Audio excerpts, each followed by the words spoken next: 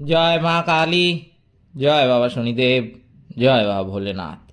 তো নমস্কার বন্ধুরা, আজকে আমরা আলোচনা করতে চলেছি বৃহস্পতির গোচর 2025 সালের মে মাসে কিন্তু একটা লক্ষ্য করা যাচ্ছে। এই বৃহস্পতির গোচরের ফলে কুম্ভ রাশি বা লগ্নের জাতক জাতিকাদের কর্মজীবনে কি উন্নতি হবে, আর্থিক লাভ কতটা আসবে, শিক্ষাগত সাফল্যও কি আসবে এবং স্বাস্থ্যেই বা এর কী প্রভাব পড়বে, এই সব কিছুই কিন্তু আলোচনা করতে চলেছি আজকের এই ভিডিওটিতে। তাই জন্য আপনাদের কাছে প্রথমেই যেটা অনুরোধ করব, ভিডিওটিতে অবশ্যই একটি লাইক, একটি শেয়ার এবং আমার এই চ্যানেলটিকে কিন্তু সাবস্ক্রাইব করতে ভুলবেন না। এছাড়াও কমেন্ট বক্সে কিন্তু অবশ্যই জানাবেন জয় মা কালী। মা দক্ষিণা কালী আপনাদের সমস্ত রকমের বিপদ ও দুঃখের হাত থেকে কিন্তু রক্ষা করবেন। চলুন আজকের ভিডিওটা শুরু করা যাক। যেটা দেখা যাচ্ছে 14ই মে 2025 তারিখে বৃহস্পতি মিথুন রাশিতে কিন্তু প্রবেশ করবে। এটি কুম্ভ রাশির জাতক বা জাতিকাদের জন্য একটি গুরুত্বপূর্ণ কিন্তু একটা গোচর হতে চলেছে। এই গোচর বৃহস্পতিকে পঞ্চম ঘরে রাখবে। এই গোচর সৃজনশীলতা, বুদ্ধি এবং প্রেমের সাথে কিন্তু যুক্ত হবে। বৃহস্পতি দ্বিতীয় ঘরের যেই ঘর ধন ও পরিবারের ঘর এবং একাদশ ঘরের যেই ঘর লাভ এবং সামাজিক যোগাযোগের ঘর, সেই ঘরের কিন্তু অধিপতি। এটি আপনার জীবনের গুরুত্বপূর্ণ ক্ষেত্রগুলিকে কিন্তু প্রভাবিত করবে। এটি নবম ঘরের যেটি ভাগ্য এবং আধ্যাত্মিকতার ঘর এবং একাদশ ঘর যেটি উপার্জন এবং সংযোগের ঘর এবং প্রথম ঘর যেই ঘরটি হচ্ছে আত্ম এবং প্রাণ শক্তির ঘর, সেই ঘরগুলির উপর কিন্তু প্রভাব ফেলবে। এই গোচর একাধিক আশীর্বাদ এবং কয়েকটি চ্যালেঞ্জ কিন্তু নিয়ে আসবে এই কুম্ভ রাশি বা লগ্নের জাতক জাতিকাদের জীবনে। যেটা দেখা যাচ্ছে যে কর্মজীবনের ক্ষেত্রে কুম্ভ রাশি বা লগ্নের জাতক জাতিকাদের পঞ্চম স্থান থেকে বৃহস্পতির গোচর সৃজনশীল সাফল্য কিন্তু একটা বয়ে আনবে। আপনার নতুন কর্মজীবনের সুযোগও কিন্তু এই সময় তৈরি হবে। এই গোচর চাকরি সম্পর্কিত পরিবর্তন শুরু করতেও কিন্তু আপনাকে সাহায্য করতে পারে।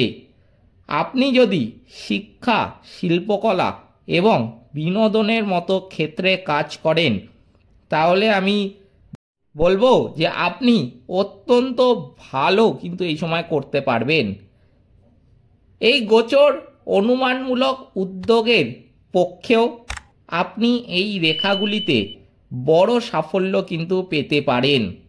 নবম স্থানে বৃহস্পতির দিক থাকার কারণে ভাগ্য আপনার পেশাদার প্রচেষ্টার পক্ষে কিন্তু থাকবে। আপনার নেটওয়ার্কিং আরও কিন্তু এই সময় শক্তিশালী হবে। আপনার পদোন্নতি এবং নতুন চুক্তিও কিন্তু এই সময় হতে দেখা যাবে। আপনার ব্যবসায়িক সম্প্রসারণও কিন্তু এই সময়ই হবে। আপনার সহযোগিতা এবং নতুন ধারণার জন্য উন্মুক্ত কিন্তু এই সময় অবশ্যই থাকা উচিত। আপনি এই গোচরের সর্বাধিক সুবিধা কিন্তু নিতে পারবেন।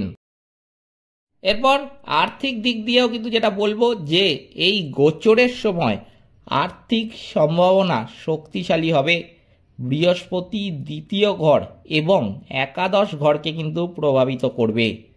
আপনার বেতন এই সময় কিন্তু তার ফলে বৃদ্ধি পাবে এবং বোনাসেরও কিন্তু সম্মুখীন আপনি হবেন। আপনার অপ্রত্যাশিত আর্থিক ক্ষতিও কিন্তু এই সময় হতে পারে। দীর্ঘমেয়াদী বিনিয়োগ ফলপ্রসূ কিন্তু হতে পারে।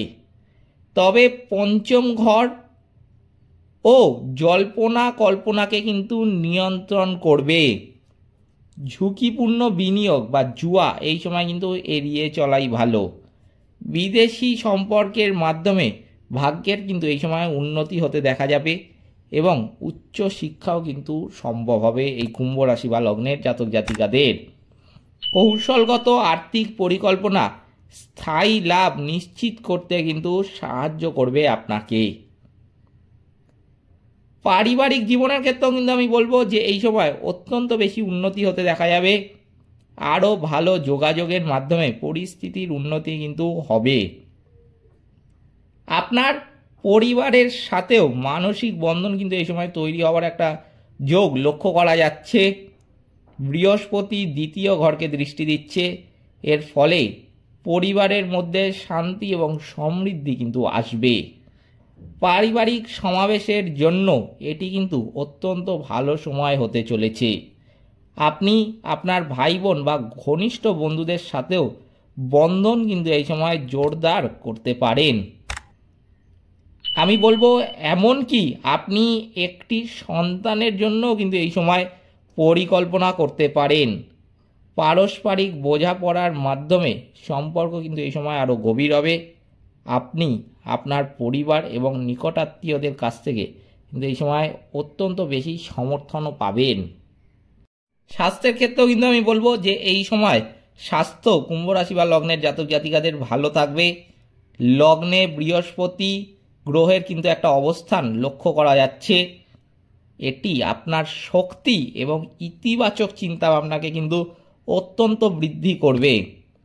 অতিরিক্ত খাওয়া এবং হজম সংক্রান্ত ছোটোখাটো সমস্যা আপনার কিন্তু এই সময় হতে পারে। মানসিক চাপ বৃদ্ধিও কিন্তু এই সময় সম্ভব। আপনার একটি স্বাস্থ্যকর খাদ্যাভ্যাস অনুসরণ কিন্তু করা উচিত। আপনার নিয়মিত যোগব্যায়াম এবং ধ্যানও কিন্তু অবশ্যই করা উচিত। এটি ভারসাম্য বজায় রাখতে কিন্তু আপনাকে সাহায্য করবে। কাজের চাপ নিয়ন্ত্রণ করাই কিন্তু হবে এই সময় মূল বিষয়। আপনি মানসিক এবং শারীরিকভাবে সুস্থ কিন্তু থাকতে পারবেন। এই সময় বৃহস্পতির গোচর শিক্ষার্থীদেরও কিন্তু সাহায্য করবে।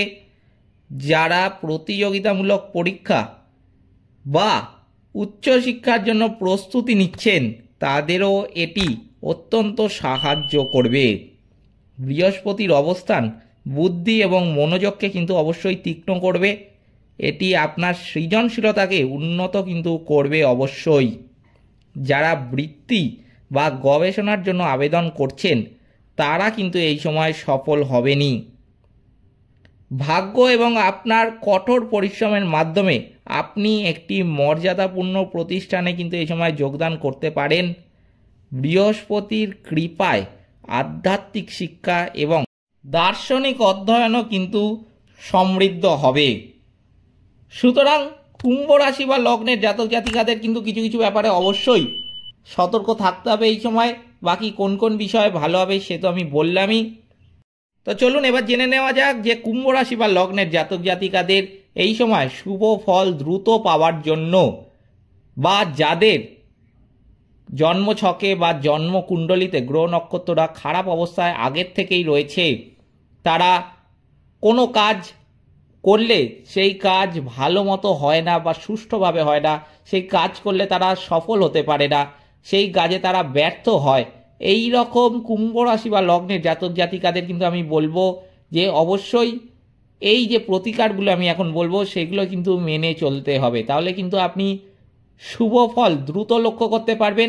এছাড়াও যদি আপনার কিছু মাস ধরে ধরুন কোনো কুম্ভ রাশি বা লগ্নের জাতক জাতিকাদের ভালোই কাটছিল কিন্তু বিগত কয়েক মাস ধরে বা বিগত কয়েকটি বছর ধরে কিন্তু খারাপ সময় যাচ্ছে, তারাও যদি এই প্রতিকারগুলো মানেন আমি কিন্তু বলবো তারা শুভ ফল দ্রুত লক্ষ্য করতে পারবেন।